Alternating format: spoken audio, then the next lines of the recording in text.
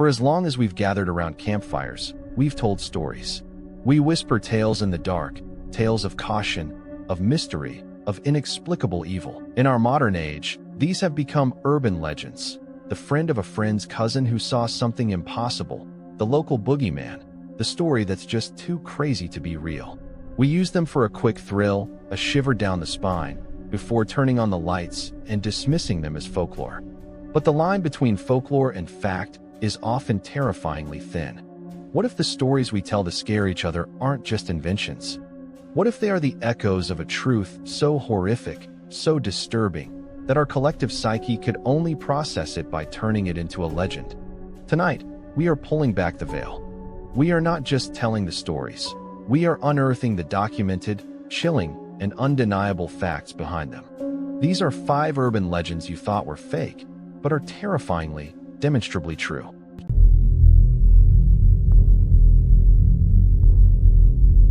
You know this one. It's a classic, a staple of slumber parties. A young woman is home alone, perhaps for the first time. Her only companion is her loyal, loving dog. As she lies in bed, unnerved by the unfamiliar silence of the house, she hears a sound. A drip, drip, drip coming from the bathroom. She's too scared to check, so she dangles her hand over the side of the bed. She feels a familiar, wet lick from her dog, who always sleeps beneath her. Reassured, she closes her eyes and eventually drifts to sleep. The next morning, she finally gets up to investigate the dripping sound. She walks into the bathroom, and her blood runs cold. There, hanging from the shower head, is her dog, dismembered and dripping blood onto the tiles. And scrawled on the bathroom mirror, in her dog's blood, are 3 words: "Humans can lick too." It's the perfect ghost story. It hits on our most primal fears: violation of a safe space, the death of a protector, and the horrifying realization that an intruder was not only in the house, but in the room, toying with you, comforting you as you slept. It's so theatrical, it has to be fake, right? While the exact scenario with the dog and the note is the stuff of legend, the core of the story, an intruder silently, terrifyingly present in the home, sometimes for hours or even days, is a documented and horrific reality. This isn't just a home invasion story, it's a home occupation story. There are countless documented cases of what police call frogging, people secretly living in another person's home without their knowledge. In 2019, a North Carolina woman thought she had a ghost. She heard strange noises, found fingerprints on her walls. One day, she came home to find a man, a stranger, wearing her clothes, asleep in her bed. He had been living in her attic for weeks. But the psychological terror of the licked hand has an even darker real-world parallel. Consider the crimes of Richard Ramirez, the Night Stalker, who terrorized California in the 1980s. Ramirez was infamous for his psychological cruelty. He didn't just break, kill, and leave. He would linger. He would watch his victims sleep. He would sit in their homes, sometimes eating food from their kitchen, quietly observing them, letting the dread build.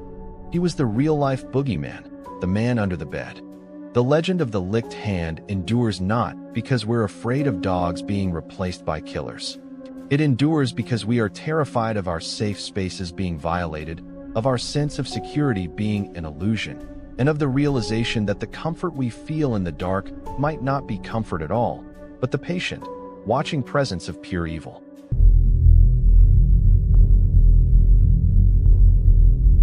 In Fairfax County, Virginia, there is a very real place known as the Colchester Overpass. But to locals, it has a different name: Bunnyman Bridge. For decades, the legend has been told: if you go to the bridge late at night, especially on Halloween, you will be attacked by a man in a bunny costume wielding an axe. The story goes that in the early 1900s, a bus transferring patients from a local asylum crashed. All were recovered, except one. This one man, driven mad, survived in the woods, skinning wild rabbits and hanging their carcasses from the bridge, eventually graduating to human victims. It's a fantastic, absurdly specific local legend. A man in a bunny suit? With an axe?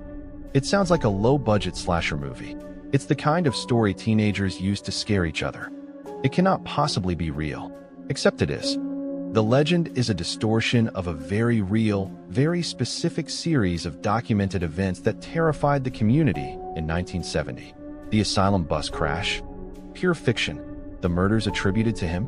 Exaggerations. But the bunny man himself? He was absolutely real. According to official police reports from the Fairfax County Police Department, the first encounter happened on October 19, 1970. A U.S. Air Force Academy cadet named Robert Bennett was parked on Guinea Road with his fiancée. A man, described in the official report as wearing a white suit with bunny ears, appeared out of the darkness.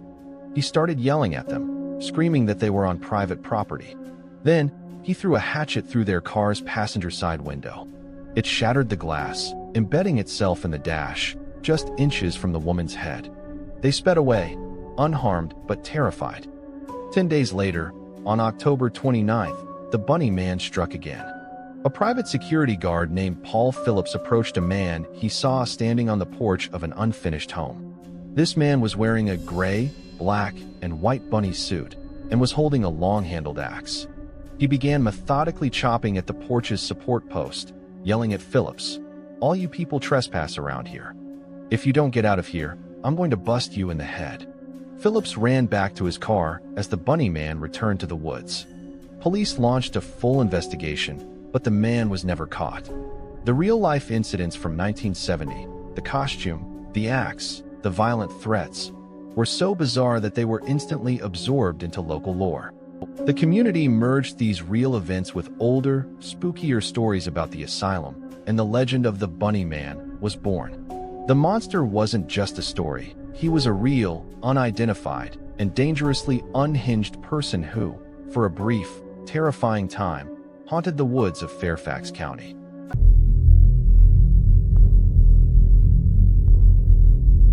This is one of the most famous urban legends in the world, particularly in New York City. The story is a classic. Wealthy families vacationing in Florida in the 1930s would buy baby alligators as cute, exotic pets.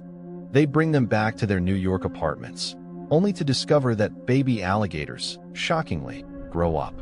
When the pet became too big and too dangerous, the family would panic and, in a moment of terrible judgment, flush it down the toilet. The legend states that these alligators didn't die. They survived, thriving in the warm, dark, subterranean maze of the city's sewer system, feeding on rats and other things, growing to monstrous, albino sizes in the darkness. It's a ridiculous notion. A tropical reptile surviving a New York winter in a toxic sewer? It defies all logic. It's a clear metaphor for our discarded problems coming back to bite us. But in 1935, the New York Times ran a story that confirmed the impossible. On February 9, 1935, a group of teenagers in Harlem were shoveling snow into a manhole. Looking down into the darkness, they saw something impossible. A living, breathing alligator thrashing in the sewer water below. They managed to get a rope around it, and after a protracted, dangerous struggle, they pulled the creature to the surface. It was, according to the report, nearly 8 feet long. It was so violent and strong that the boys, in a panic, beat it to death with their shovels. This wasn't a rumor. It was a physical body. An 8-foot alligator pulled from a Manhattan sewer. And it wasn't the only one. For years, the superintendent of sewers for New York City was a man named Teddy May. He went on record, confirming that his workers had been finding alligators in the sewers for years. He theorized that the legend was exactly correct. They were discarded pets. While most would have died, the environment of the sewers, with warm water runoff from buildings and a constant, plentiful supply of rats, was just habitable enough for some to survive, at least for a while. So, while there probably wasn't a breeding colony of giant albino monsters beneath the streets, the core premise of the legend, that alligators were down there, living in the sewers, was not a myth. It was a documented, confirmed, and terrifying fact.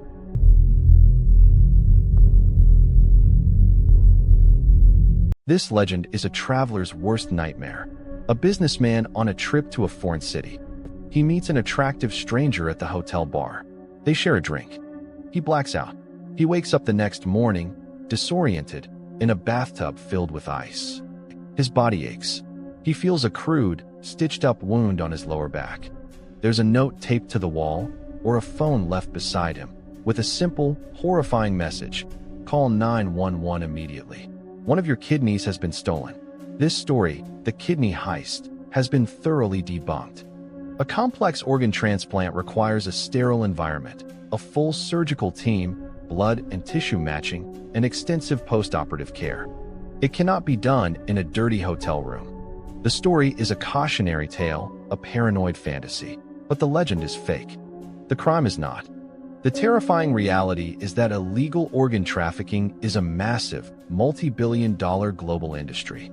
While the ice bath scenario is fiction, the organ harvester is a very real, very dangerous criminal.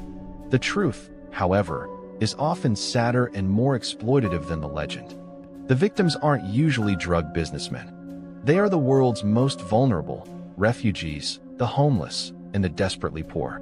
They aren't tricked in a bar, they are coerced. They are lured to makeshift clinics with promises of $5,000 for a donation. They undergo the surgery and are then given $500 or nothing at all and left to deal with the lifelong, debilitating health consequences. In 2008, police in India uncovered one of the largest organ trafficking rings in history, run by a doctor named Amit Kumar. He and his associates were accused of performing over 500 illegal kidney transplants. His victims were poor laborers, lured with false promises of jobs, who were then drugged and had their kidneys removed against their will. The World Health Organization has repeatedly confirmed that this transplant tourism and illegal harvesting is a massive, ongoing problem. The demand for organs is so high that a dark, cruel, and very real black market has formed to meet it. The urban legend of the kidney heist is just a slick, cinematic version of a much grubbier, more tragic, and very real global crime. The fear of having your own body commodified and stolen is not unfounded. It's happening every single day.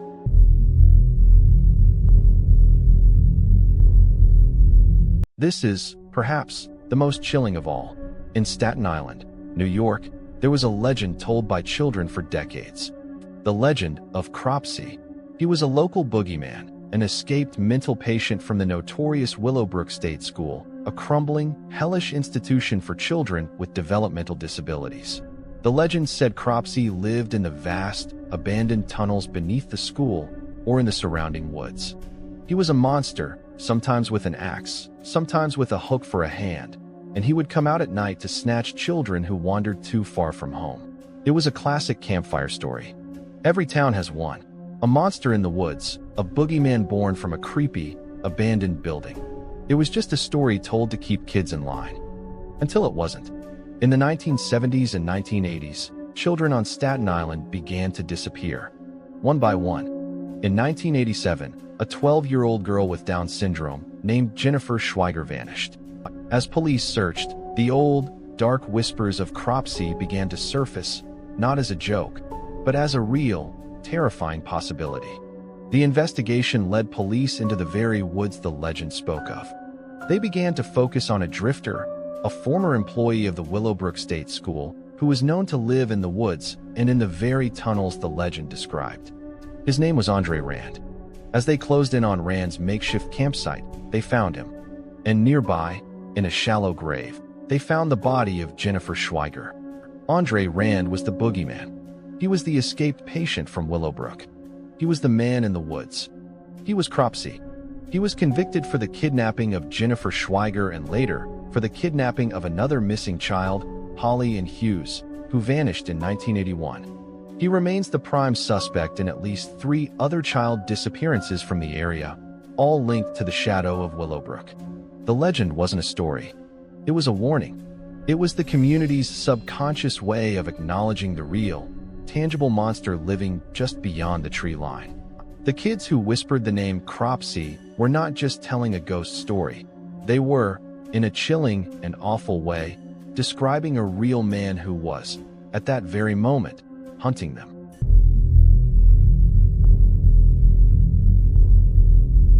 The line between myth and reality is not a wall. It is a veil, thin and easily torn.